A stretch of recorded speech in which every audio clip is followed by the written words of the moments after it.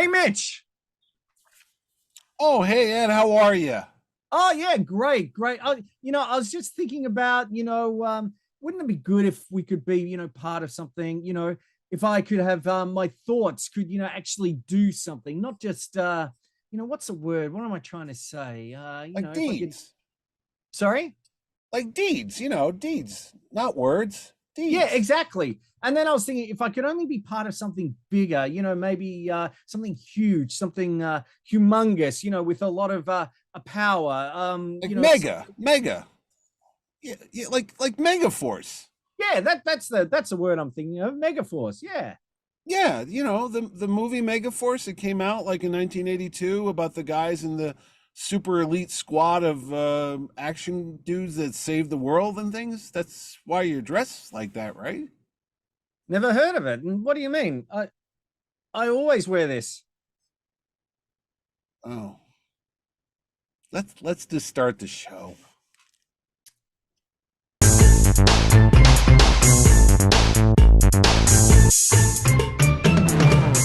Hi, this is Ed Dollister. This is Mitch Halleck. Welcome to another exciting episode of Mitch and Ed's Excellent Adventure. Before we get to today's topic, Mitch, how can you find out a little bit more about our show? Well, Ed, I will simply describe it using this elaborate holographic display below. All you do is hit the subscribe button and synchronicity hit the notification bell at the same time, and then you will be notified at 800 hours when the new show drops. And if you want to do it even further, Ed, just hit the like button over there, and we reconnoiter that you will be all set to go when Ed and I launch another attack on the YouTube ways. That's right. And we are talking about a cult classic. It might not be a classic movie, but it is a cult classic in many people's eyes. The 1982, sadly, it was a flop, but not in everyone's hearts. Megaforce. Now, Yeah. did you see Megaforce in the cinemas when it came out? I couldn't get to the theaters quick enough, Ed. It left so fast. It was a mega bomb. It was out. I'll tell you one thing, though. We all knew it was coming because on the back of every Marvel comic magazine and DC comic magazine for months, all you saw was the word with the words "deeds, not words." And there was a brilliant illustration of our hero Barry Bostwick standing there with arms akimbo on his hip and looking tough. And it was all about Megaforce, the new hero coming from the director of Smoking the Bandit 1 and 2 and And the Cannonball Cannonball Run. Run 1 and 2 and Hooper, I think was the other one. Oh He no, did Stroker Hooper. Ace. Stroker Yeah, Ace. Cannonball Run 2 hadn't come out yet. I think that came out Oh, later okay. after. Well, it would Um, eventually come out. Yeah, yes. yes. It was a But new I've got kind to, of action movie. well, guess what? I never saw it in the movies when it came out, but I remember reading about it in the comics and also in, do you remember Cinema Fantastique Oh magazine? God, yeah. Cinema So, Fantastic, yeah. Starlog, all those magazines, they all had So they tons of had a fun. special on it about the special effects where they used intravision, and I was absolutely Yes. fascinated about. And we'll talk probably a little bit about that in a couple of minutes. Yeah. But I Yeah. remember reading about that and going, "This looks really cool." It And then, did look cool. only then years later, I saw it when it came out on VHS. And the interesting thing here in Australia, I'll show you here. They've just released a fantastic Blu-ray of the movie with some wonderful special features, discussions with Barry Bostwick to talk about the documentary that's coming out on the film. There's a documentary coming out? Yes, called it's called After Megaforce, that's directed by Bob Lindenmayer, who's basically this Uber fan who's basically owns some of the vehicles and things like that. And Oh, it okay. looks really good. They've got a fantastic trailer to that. But the video for Megaforce in Australia, this was the cover. Okay. Oh, okay. That's not what we saw. We just saw pictures of Barry. And then there's another Yes. one with a blackish background that had Persis Kambata on it. So there No, was that that looks one cool. as well. And then, of course, this Okay. one. Yeah, that's the one that was on the comic book Yeah. ads. That image, yeah. Now, I've got to say, Megaforce, it seems like a bit of a win-win for everyone. It's a family-friendly action movie. It's Yeah. a bit James Bond. It's a bit It's bloodless. superhero-y. There's no blood. There's no violence. Yeah, and this again predates. Well, I won't say predates, but it was around the time of the A Team, which followed that same Yeah, suit. yeah, it And was. around this time, 1982, this is when G.I. Joe, the real American hero action figures, really came out. And this is like a G.I. Joe movie, really, isn't it? Yes, yeah. I was going to tell you that this is a precursor to the TV show, the animated TV show. I'll tell you what. When you said let's do Megaforce, I was all gung ho for it Mhm. because I thought you meant the movie with Chuck Norris and Lee Marvin, and I went and rented it for $2.99. I'll send you the bill, and I'm watching it, and I'm going, geez, I did not see Persis Kambata's name on the opening credits. I saw Martin Balsam, I saw Joey Bishop, I saw George Kennedy, and I'm like, okay, this is what I remember. There's a desert. It opens up with a bunch of like commandos, and what's his name? Chuck Norris races back to save his guy because nobody's left behind, and I'm like, this is pretty standard fare, and there's terrorists, and they stop it. Everything's looking good. And then I'm like, wait a minute. She should have been in this movie by now. So Yep. then I went to look, and I looked up Persis Kambata, God rest her soul, and it was Megaforce. And then I realized what you tricked me into. You tricked me into watching Megaforce, which was joked about as a kid because we all knew how bad this movie came out to be. Unintentionally, I think everybody goes into this movie with their hearts in the right place, but it doesn't translate onto the screen. And what happened is it did bomb. I know it cost like 20 million to make. I think it barely made 5 million back. $5.7 million it made Okay, at the when box you're doing the office. 0.7, you're in trouble. And was that domestically, international? Was that I think everything? that's universally. That's pretty bad. Now, with that said, Intravision is very innovative. The cars, they actually built those cars. Those are custom cars, and I think Hal Needham, the director, said it cost like $2 million to build those like dune buggy things and Yeah, the and the motorcycles, motorcycles. which actually shot rockets and things like Real that. rockets, like toy rockets, like those rockets you had as a kid that would go up, and they were shooting them off the front of it and stuff. So yeah, they spent money. I don't know if they spent a lot of money on the lycra or the spandex that those guys were wearing, because Yeah. all I have to say is Mr. Bostwick. I see more of Mr. Bostwick than I can care because of the skin tight lycra and the way he stood often. And So, well, it let's must have been let's say hot. that. Remember, Barry Bostwick is a Broadway performer, and he was essentially as Ace Hunter playing the Pirate King from Pirates of Penzance, and that is how he got cast. Hal Needham's wife saw Pirates of Penzance with Barry Bostwick. Barry Bostwick originated the role of Danny Zuko in Grease. Oh, really? Yeah, on the Broadway stage. Oh, I'm not sure if he was there at the early stages when John Travolta was playing Kaniki yeah, yeah, yeah, yeah, yeah, on or off yeah. Broadway. And what he would do is he'd have his headband as the Pirate King, and he would throw the he would choose someone, some attractive lady in the audience, and he would throw his headband to. Most women like to get hit in the face with sweaty headbands. That's Yeah. right. Anyway, so this one matinee, he threw it, and it was to Hal Needham's wife, and Hal Needham's wife said, "I have found your Ace Ow. Hunter." She probably did say that after Hit that. my eye. And I'm going to say he is. I love him as Okay. Ace Hunter. I think he's got this musical theater sort of persona. Yes. He's Yes. this is his first lead role. Well, no, wait a minute. First Wait, headline no. role. Okay, I was going to say he was in Rocky Horror Picture Yeah, Show he played before. Brad in Rocky Horror back in Yeah, '75.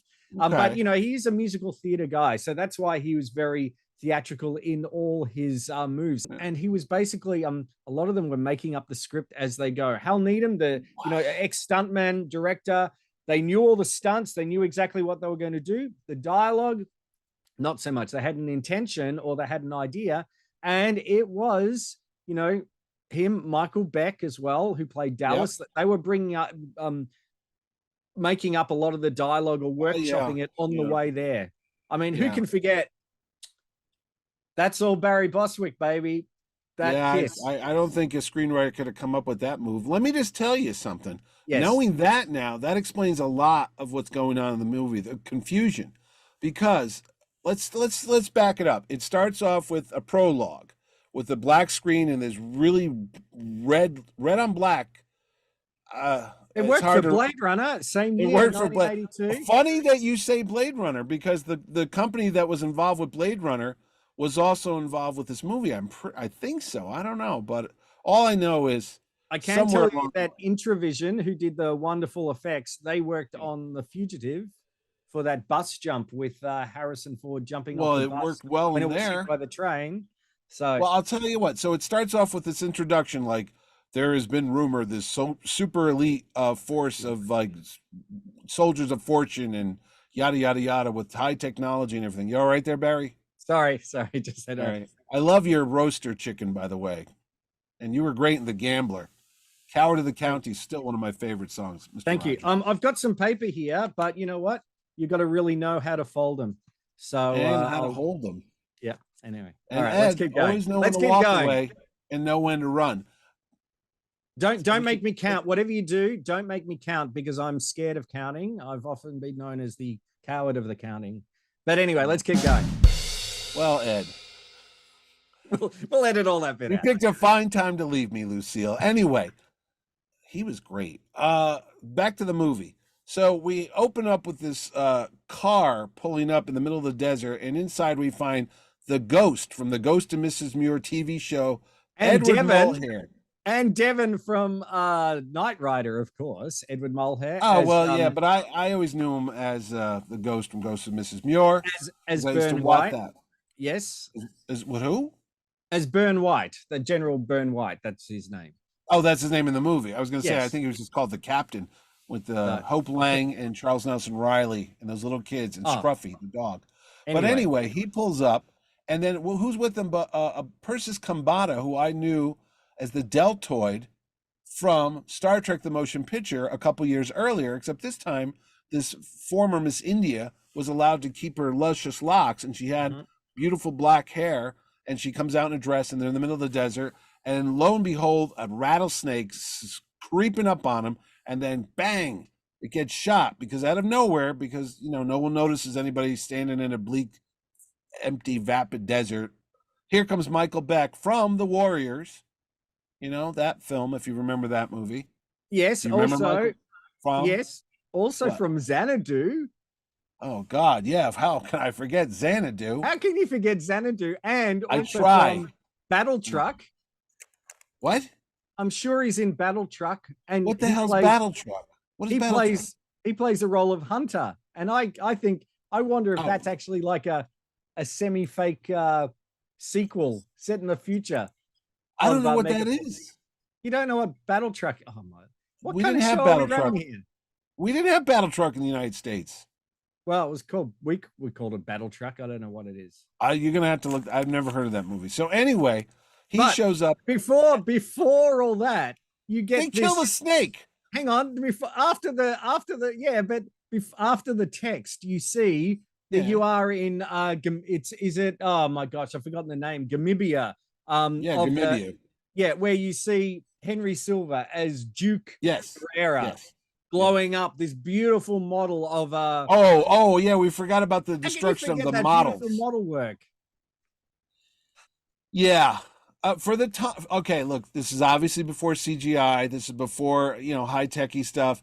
It was fine, old-fashioned models that they were blowing up with, like, firecrackers and gunpowder. The only thing that always gives it away is when they do those large-scale, it's supposed to be a large-scale building, is a whole wall wouldn't move like that. It would just crumble. Why they didn't build it out of, like, sugar cubes so it just exploded is beyond me. I think the model work was fantastic and better than some of the damn work in Superman the movie. That's for sure. God, yeah. Anyway, may I say, Return of the Jedi Jabba sail barge? Oh no, it's a nice effect, but the problem with fire is you cannot control the proportions of fire and flame. Yeah, you can't miniaturize it. You can't miniaturize. So when things blow up, if you keep the camera on too long, you'll see that the flame is about the size of one that's on your grill out on the deck, and that's what always gives away. You got to do it real quick. Got to do a quick edit. And on the Jabba sail barge, right towards the end, as they're pulling away in the skiff, like some of the stuff tumbles out, and you're like, wait a minute, if that was that big piece of metal, how come it looks so small and the flame looks so big? Anyway, I digress. But yes, Henry Silva, big bad guy in tons of movies. I knew him from Sharky's Machine. Killer That's what I was Kane thinking. in Killer Kane from Buck Rogers. Yeah. yes, Just passed away, I believe, not too long ago. He yeah. was like in his 90s. But he was one of those guys that was in. No, I'm thinking of the other guy, John Saxon, who also Oh had yes, that chiseled yes, look. They had the same face, like it could be like a molded mask or something. But anyway, yes. Dallas, go back to that. Dallas kills a rattlesnake. Poor snake. No animals were harmed during the production of this film. I don't believe that. So he talks about how, there ain't no ranks here in Megaforce. You're talking about the commander. Well, here you go. And he's got this little rebel flag that the South wore during the Civil War. Nowadays, a little taboo. Back then, they probably thought, good old boy. Yep. And, and then they have this hologram thing that they project onto rocks. Yep. That shows a bunch of bikini-clad girls jumping Just around. just a girl in the Hawaiian Islands, Don't know what that's all about. Like, desert. It's showing porn. that the technology is amazing, and that's when you get the reveal of these fantastic bikes with that cut. You get that cut. Where you see the rocket, and you see this, and you see that. It's like when Rambo is putting on his outfit and everything like that. It is fantastic. And there you see them, these balls flying in the air. They're not very there's balls flying. But you get to see them, and they're shooting them, and there is Ace Hunter jumpsuit, amazing hair, headband, beard, and those baby blue eyes, and a butt that was molded into that outfit, because it's like there's no sweat coming off this guy. He's golden shiny like an Oscar.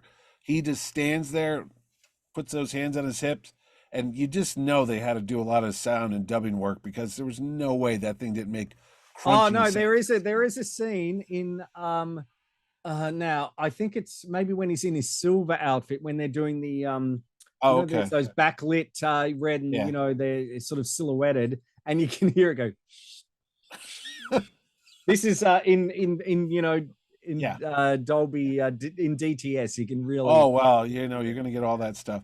So anyway, the movie goes on. Edward Mull. It's actually, now that you told me that they were making up the dialogue, it explains why it's such a convoluted plot for a movie that's designed for children. I'm watching this. Okay, 56 years old.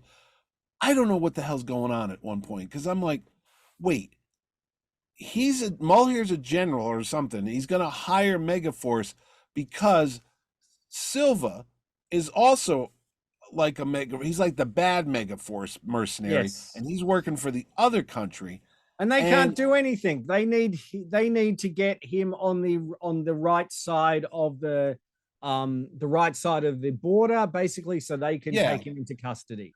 So that's the plan. That's the plan. Okay. And you've got Persis Kambata, who also is a capable general's warrior, daughter. She wants to also basically join Megaforce, but basically Ace Hunter says, I'm sorry, no, we've got you can't do it. Though they start to have this romantic, little misogynistic Megaforce. That's what it was really called, misogynist force. Yeah, it is a little bit. Yes, they go to their underground lair, and you hear, oh my gosh, again, the effects are really good.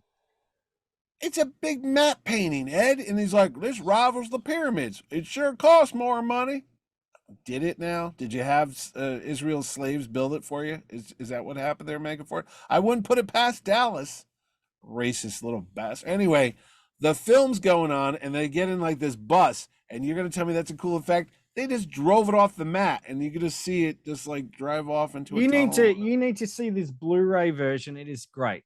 Okay. Well, the version that's on Amazon Prime was kind of fuzzy, and that's why I was shocked, because I watched some YouTube documentary stuff, and it was a lot crisper. And I'm like, wait a minute, why am I not watching the 4K transition or translation? This 1080p version is fantastic. Oh no, this one was a blurry, almost like a VHS I thought I was watching the 80s all over again. I spent $35 on this for our show, so there you go. Well, in So, American money, that's like still too much. But anyway, I'm gonna go on with this movie. Okay, so then all right. there's obviously the training montage, and then they do this elaborate hologram where they show the plan with little dots. It was kind Now of like that's really well done. I think the projection, the way they do that, it looks really good. Okay. and then that Again, Porky remember, Pig thing shows up. Come on, man. this is 1982. And remember their dress uniforms with Oh, those the big red thing? sashes. Yeah, that was the Star Trek. Now, Star Trek: The Wrath of Khan was coming out that year too, and they had the same thing: a red jacket with the open sash of a white. Here, they just did it with a purplish Blue, color, and they had the red sash, yes, and Yeah. the cravat. Yeah, And the oh headband. wow, that neckerchief, that's a whole other thing there too. Oh, we should also say, don't forget Professor Eggstrom, who was in it, played by That guy, George Firth. George Firth, yeah. Now, do you know? Well, he's had many claims to fame, but did you know that he wrote the book for Company, the Stephen Sondheim musical? I did not know that. So he is Broadway royalty. Were a lot of the cast members just like New York Broadway guys? No, well, Was just Mul- Barry was Edward Bostwick Mulhare and an actor? sorry, Stage actor? well, Was Edward Mulhare a stage Mulhare, actor? I suppose, was a stage actor in back in the day. Yeah. Can I point out there was one thing I just have to, because What? when we were watching it, we were sort of watching and going, this is like a fake. If you didn't know this was a real movie, you would think this was a modern fake parody of an 80s SNL sketch, Saturday Night Live sketch.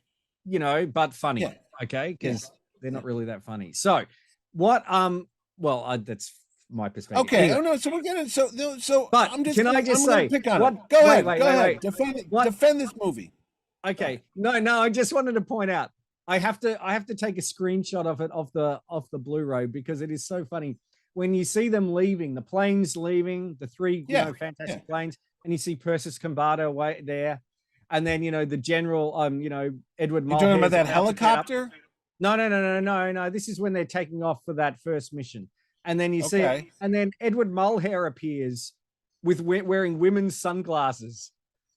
We absolutely cacked ourselves. It is the absolute funniest thing you've ever seen. And then I thought, no, I'm on the ride for this movie because everyone is just it's so theatrical and makes so little sense.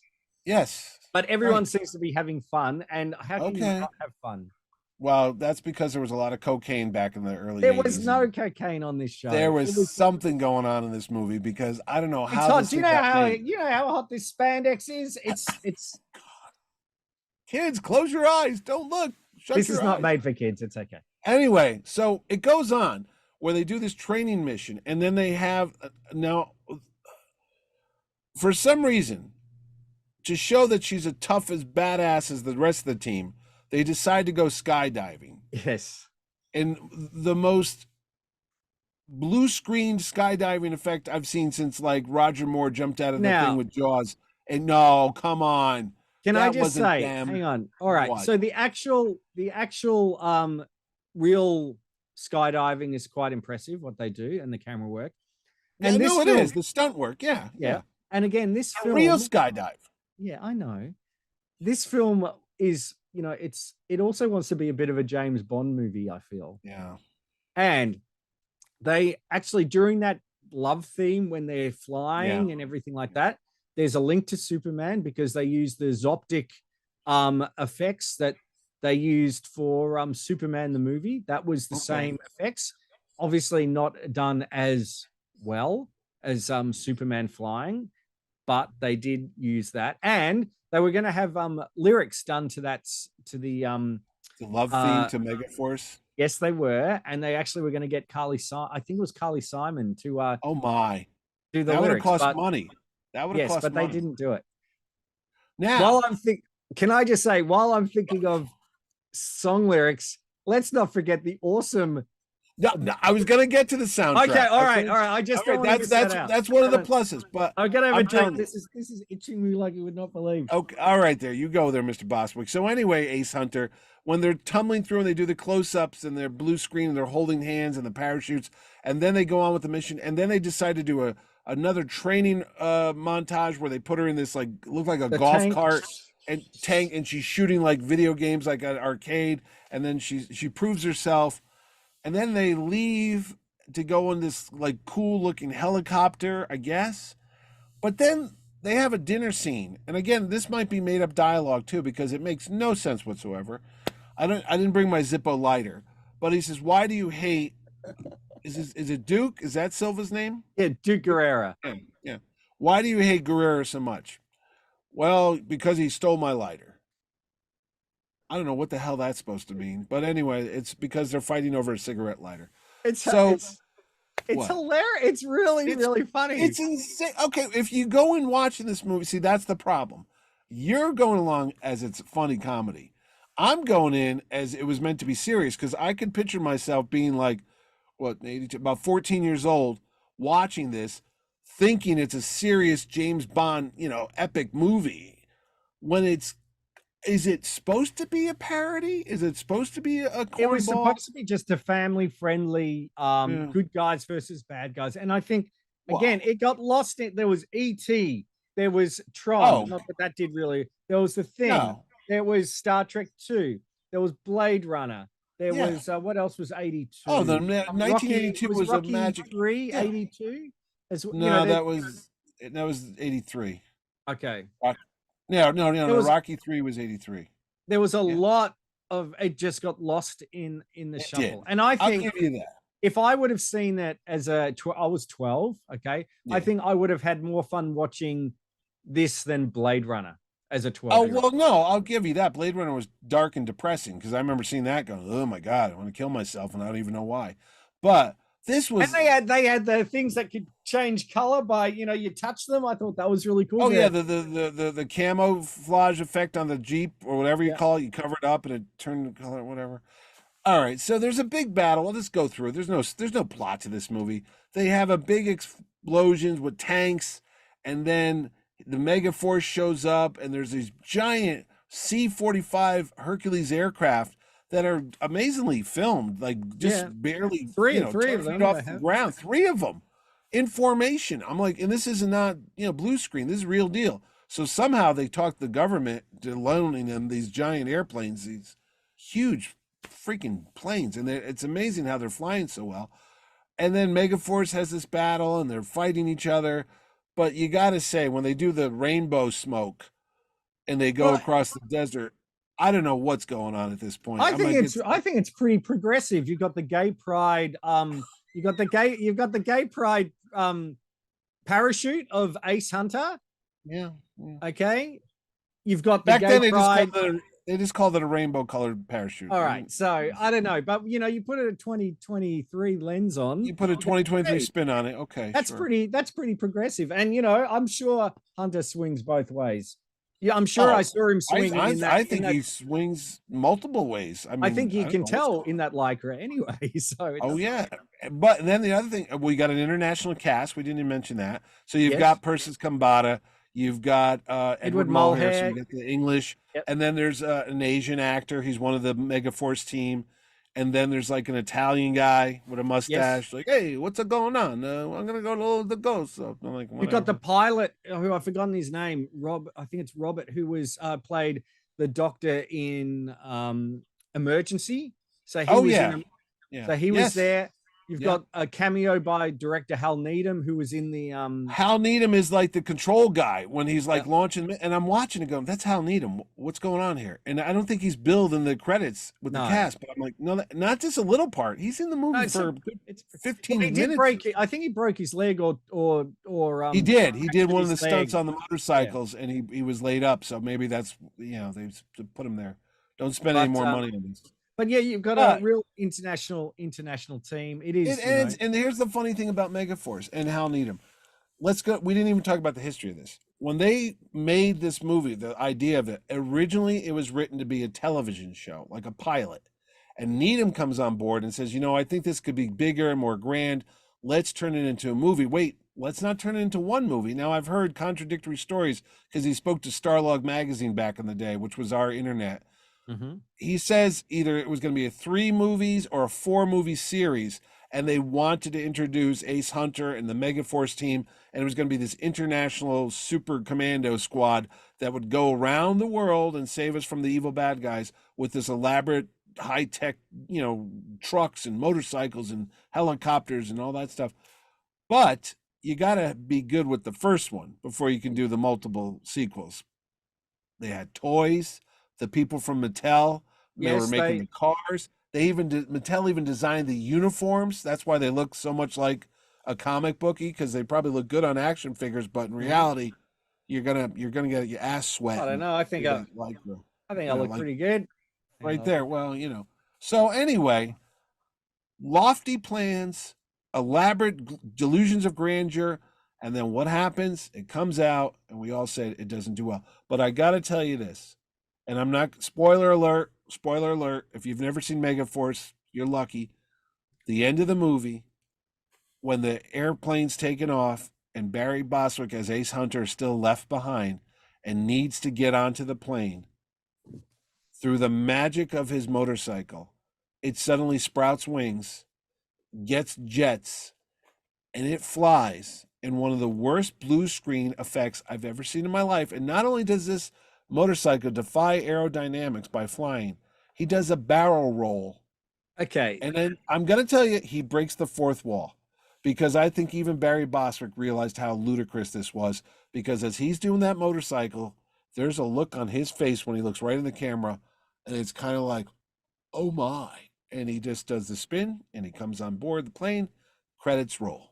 So, you basically got the idea. Look, earlier on, Eggstrom, he kept talking to Eggstrom about, press 1, press 2 at the start. So it was foreshadowed. You knew something was going to happen with it. It didn't just happen out of happenstance. It was like the flying bikes at ET. And how cool, a flying motorbike with rockets? Come on. I don't, Mitch, what's going on? No, it was cool. The 14-year-old Mitchie might have been like, it's all right. It is, look. The 56-year-old me's like, what the?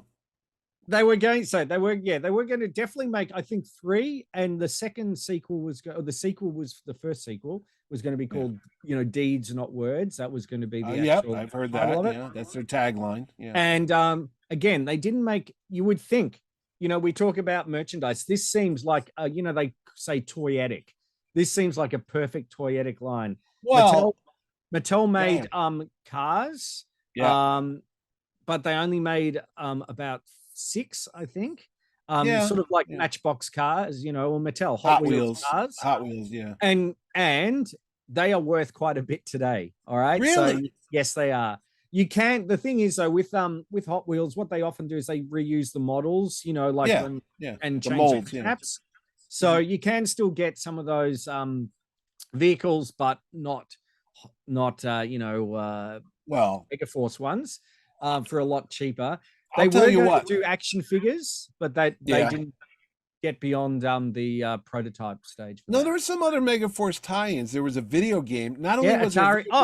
On here, footage of the Atari 2600 video. You know who does the commercial for it? Bryan Cranston. Bryan Cranston, a young Bryan Cranston, is playing they've got that commercial on the Blu-ray. Oh, on the Blu. Okay, dude, that was just like, oh my God, really him? He's playing this? Okay. Yep. So it's a bit like Defender. It's not too bad. I know, but there was another. I could have swore they had another tie-in. There was Lunchbox? not. There's nothing. No board game. No trading cards. Nothing. Not that I can. It wasn't even a comic book. Well, it appeared in enough comic books, but whoa, wait a minute. Now the soundtrack, the synthesized music. I know this music played. We talked about this here when I was talking about this. That was on the radio a lot out here. I don't know how much payola there was, how much cocaine there was. They put that Megaforce theme song. You heard that thing on the summer all. No, I think it was the band. I think it was 707 was the band. 707 was, but it got re-recorded by Journey, and somebody else re-recorded the theme song. I think Ace Frehley did from Kiss. Ace Frehley, that's right. Frehley in the Comets, yes. But how cool! It's like your Hunter of the Future, which has got a cool. Remember that? Which has got a Red cool Brown. That's the Red Brown, man. You can't a cool theme song. And our ad is absolutely great. And if I can play some of it during this without getting, a content match, I will I don't indeed. think that YouTube would care. No, they probably wouldn't. So No, that was but no. Here's what the movie doesn't work for me. okay. It has this great music soundtrack. There are whole scenes, sections, minutes go by with no background score. And when there's no music in a movie, it better be a dramatic film that, you wouldn't expect to see music in the background of like The French Connection or, Yes. something. But when you're doing a pop comic booky movie, you should always have that little din din din din din. Now, actually, you bring up that the A-Team theme. I Yes. reckon the A-Team theme ripped off.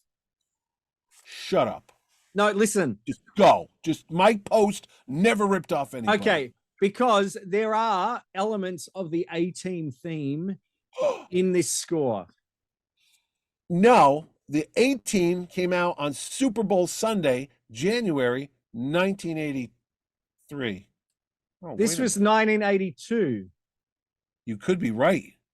Seriously, even Kelly. No, you're right, because I was going to say that's not possible, but now that I think about it, She was going, that sounds like the A-Team. And I go, yeah, it does, actually. If I can, again, what I'll do, I'll go back and watch the movie. You. And if I can find it, I will play a bit of it. But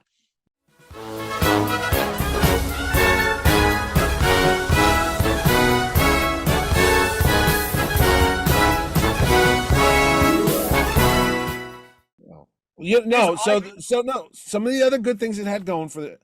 Barry Bostwick's hair was a star on it to its own. Oh my God. That beard and that hair, dude, I don't know what was the mousse that he used. Was that a wig or was that? He was essentially, look, that was his Pirate King look, So, okay, I was going to say, was that really him? Yeah. 100% pure. And one thing I read him saying that he thought keeping the beard and everything like that, because if he does other film roles, he can always shave it off and he'll look. Yeah. So, So no, I'll give you that. So he looked something, and the lycra, the headband was genius. Yes. Only three people could pull off a headband back in the 80s. You ready? Olivia Newton-John, Sylvester Stallone as Rambo, and Barry Bostwick as Ace Hunter. Those three people owned headbands. Maybe Charlie Sheen in that Platoon or whatever that was he did. What about Ralph Macchio? Oh, Karate Kid. Yeah, all right. I'll let you have that one. Okay. But that's it. But it's not easy to pull off a headband because you got to do it just right. If you do it too much, it's like Wonder Woman. Yeah. You got to do it. He had different color ones too. I think he had color coordinated headbands, like they matched his outfits. But they all just changed color. That was the beautiful. But no, years later, Hal Needham begrudgingly admitted it was a turkey of a movie. Well, even though he had high hopes for it, he kind of said, "Well, the finished product was a bit lacking." So I personally love this film. I think it's great fun. It is.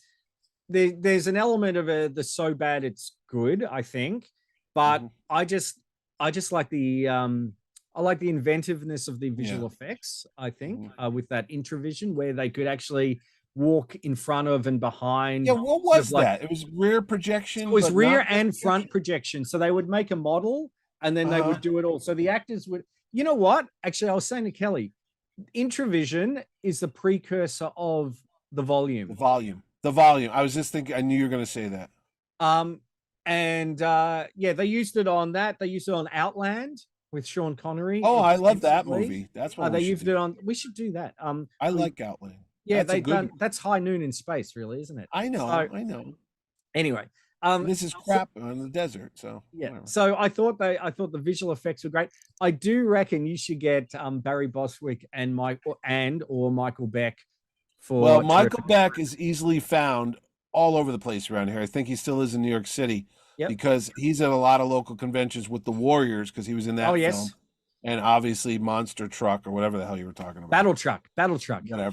Whatever. And then Barry Bostwick, see, I was thinking of getting Barry Bostwick, not for a Megaforce, but more of a Spin City, Pirates of Penzance, or Rocky Horror. But, he is Ace Hunter for the 6 people that watch this film. Listen, But no, you're right. It did become a cult classic on VHS, and so much it even inspired the guys from South Park when they made their yes, movie Team America, what was done with puppets. But yep, basically, that is Megaforce done as a farce, which correct. kind of like is the same thing, you know. Well, if Kelly's going, when she saw me dressed as this, she go, "Is this your next comedy festival show?" And I go, "I could do Megafarce." Oh How God, it perfect. writes itself. That's what It I was thinking. does, Yeah, yeah. which is ironic because Megaforce didn't write itself. So I think that's No, they quite wrote good. it for it. Yeah, But I'd look, I thoroughly recommend at least seeing it once. And yeah. again, if you Sober. well, if you can get a copy of the Don't. Blu-ray that's just been released, it's Don't. also got I'm like I didn't I bought this out of my own money and everything like that, but it's got a commentary, it's got commentary Wait, by wait, Barry wait. Bostwick. Stop a minute. Are you Yeah, trying to say that Megaforce outfit you have was bought not for the show? I just had it. Okay, go on. What about the Anyway, show? it's got a 40-minute audio interview with Barry Bostwick. It's got a commentary. Oh, it's got an 2019 interview with Barry Bostwick and Michael Beck, which is really good. It's got Mhm. audio commentary by Barry Bostwick that you can listen to. What It's about got How a Needham? trailer. It's got looks at the video game, look at the restoring the vehicles and everything like Yeah, that. yeah, yeah. It's great fun. It's a good party movie. I reckon, this would be great to Okay. have. If you were Um, on hallucinogenics, sure. and the lines in it. Okay, Yeah. remember, good guys always win, even in the 80s. I mean, is a fantastic line. You Did love he him in think of blue, this? you love him in Is red. this improv? Yes. Okay. No, Love but him in blue, love him in blue, love him no, in I red, but you always love we him in blue. digress. You didn't mention Hal Needham. Is there anything on there with Hal Needham? He's no longer with us, obviously, but No, there's not. I mean, they mentioned him. yeah. And Persis But Kambata unfortunately passed away in 1998 at the young age of 42, if I believe. I think it was Complications. 48. She had a massive heart attack. Yeah, yeah. She had a heart attack. I think she was getting open heart surgery, if I remember, and she died in recovery. So it wasn't, wasn't pretty. But she's Yeah. pretty. She's gorgeous Yes. in this movie. Yeah. And she Former was Miss also CBS. in Nighthawks with She's in Sylvester Nighthawks Stallone. too with Sylvester Stallone, Billy D. Williams, and Rutger Hauer, which is another Yes. good movie that came out right around the same time, if I think. 81, I think Nighthawks Yeah. was, if I recall That's a good correctly. movie. See, for every bad movie you make me watch, we should do a good movie. Okay. Well, I think we've spoken quite a long time on this, actually. We have about it. Who knew that Megaforce brought out I think Megaforce is fantastic. It's great fun. It's worth watching at least once. And again, if you want to watch it in the best possible way with full on Dolby surround and in high def if you can. or your high def. Yes. But anyway, it's a movie. It is. That's all I'll say. And Mitch, how can you find out about other movies that we have covered here on Mitch and Ed's Excellent Adventure? Oh, Ed is as easy as jumping on a motorcycle and hitting that button that we told you not to hit, when rocket engine shoot out your butt and you take off in the sky by simply pressing the subscribe button below. And you too will be subscribed to Mitch and Ed's Excellent Adventure, and hit the notification bell so you'll know when we go on another Megaforce trip all across the YouTube. That's and then right. hit the like button, because we had to watch this movie, so we deserve something. So hit that like button. And that's all I have. Australia. Excellent. Fantastic. Name? Actually, just Sydney? who I thought this would be right for a reboot. Get Chris Hemsworth as Ace Hunter's son. Wouldn't that be Okay. great? Yeah, Space Hunter. Oh, that was Adventures in the Forbidden Zone. Adventure in the Forbidden Zone with Molly Ringwald, Molly Ringwald, and Richard Strauss. Peter Strauss. Did you say Peter Richard Strauss? That's His the composer. He had some, and that was in 3D. I saw that. It was. I saw it in 3D as well. I did too. Was Michael Ironside? No, that was the. He was yeah, no, he was in it. That was Metal Storm. I'm thinking Metal Storm, the destruction. I was thinking of the Jared Quickening. Sin. Highlander too. Anyway. All right, that's all we got time for. I need to get out of this lycra, so I'm going to slowly reveal myself. Oh my. We'll see you next time. Okay, take care and bye for now.